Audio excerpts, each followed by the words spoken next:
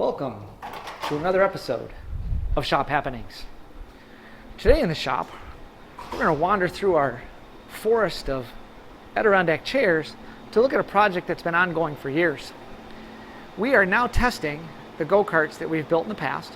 We unfortunately didn't finish one this year, which is okay. It takes several years to build one. This happens to be our 09. Today we're going to take a look at how do we set these up. Just a brief video on what we've done. And I have to apologize right off the bat. I forgot to videotape us testing. We finished testing today. As you can see, one of our go-karts is sitting here on blocks ready to go.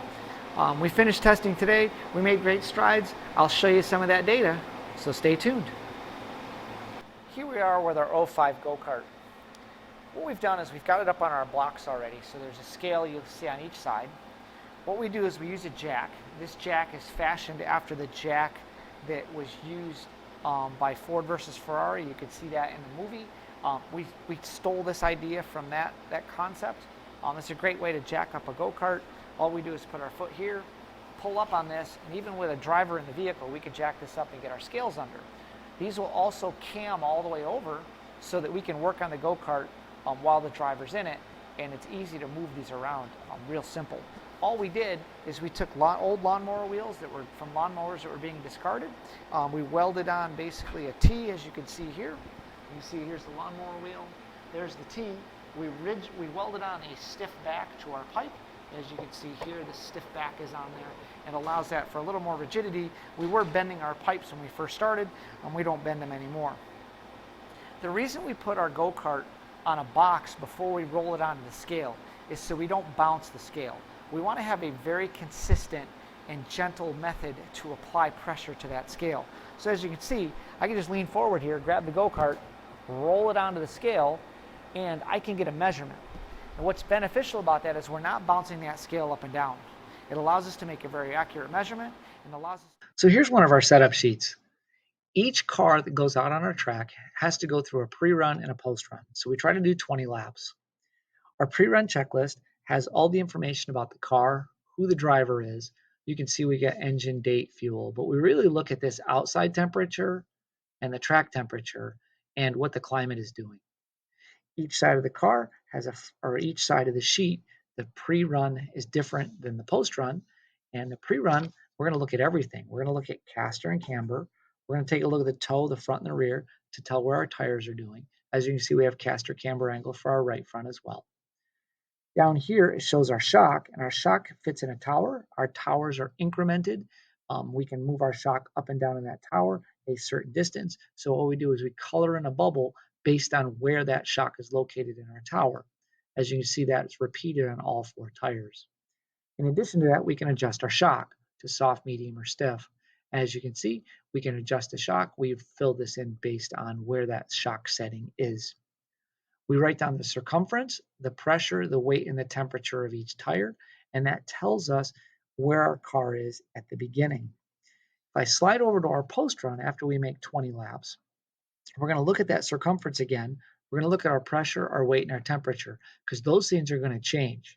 This year, our students learned that if our right front tire is a lot hotter than our left front tire, that means we're pushing, which means we're not turning very well because we're leaning all our weight out here. So if we can figure out a way to eliminate that, we can do a little better.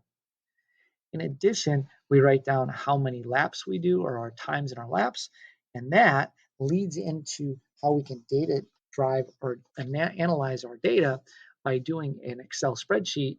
And I've covered up the name of the driver to protect their identity. But what we have here is we have all our lap times. We have a go-kart that has handled differently from our first run to our second run. As you can see, the second run got better. Our averages got better by 0.2 of a second per lap on average, which means we've improved our go-kart.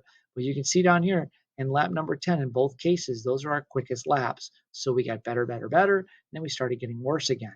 So how do we get here? And that's what our students discussed this year. This is an image of one of our shocks. This is the right front of our go-kart. As you can see, we have a coil-over shock here. That shock has 3 settings. Right now it's on stiff. We have a very soft setting, and in a medium setting, all we have to do is twist this with a spanner wrench that we built. One of the pieces of data we collect is where's the shock in the tower. So we didn't make this infinitely adjustable, we're incrementally adjustable. And what we do on our data sheet, which you saw earlier, is that we put dots in the holes based on how far we're up in that tower. So right now our shock is at the full part of the tower, which does some very interesting things to the handling of the go-kart. In this case, we've been able to loosen up our go-kart a little bit, make it turn a little better, make it rotate better by moving our shock up in the tower. Each corner has one of these on it for our go-karts, and we can adjust those accordingly. And it makes these incremental adjustments very easy to see, and it's easy to see them in our data that we'll look at later. Here we are at one of our go-karts. On our go-kart, you'll see we have a little bracket sticking out of the roll cage here. This contains a sensor. That sensor receives a signal from an infrared transmitter that sits on the side of our track.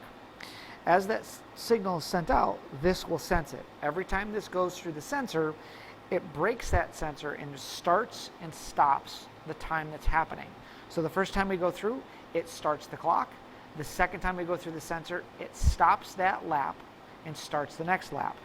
All of that information is logged into our Lapceiver. These are absolutely amazing. We got these this year. They were donated to us. This is the Lapceiver A.L.T. And like I said, it works on a radio frequency. We use the RF sender receiver unit. This has more capabilities than we'll ever use. They are absolutely wonderful. We used them all this year, made hundreds and hundreds of laps with them, never had an issue. Really pleased with this device. Please look them up. I'll include their link in the description as well as on the screen so that you can look them up. But what a great company and what a great product. Very, very pleased.